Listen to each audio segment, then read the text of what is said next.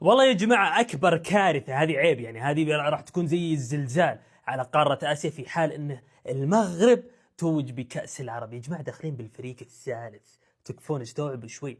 الفرق الآسيوية كلها قاعدة تلعب بالفريق الأول، الفريق الأساسي الدوريات عندنا واقفة، هم لا لسه عندهم كأس أفريقيا، راح ينزلوا الفريق الثالث. فرق احنا يعني لعيبة احنا صراحة ما نعرفهم، لعيبة يعتبرون جيدين لكن ما يلعبون بشكل أساسي في كأس العالم مثلا، يمكن ما تشوف هذول اللعيبة. وصلوا للنهائي، هذه باقي لهم خطوة ويأخذون البطولة.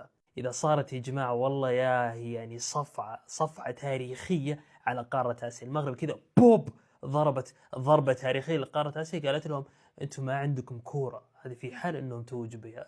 يعني الفريق اللي راح يوصل النهائي سواء الأردن ولا السعودية، المفروض عشان يحافظ على كرامة القارة يضرب.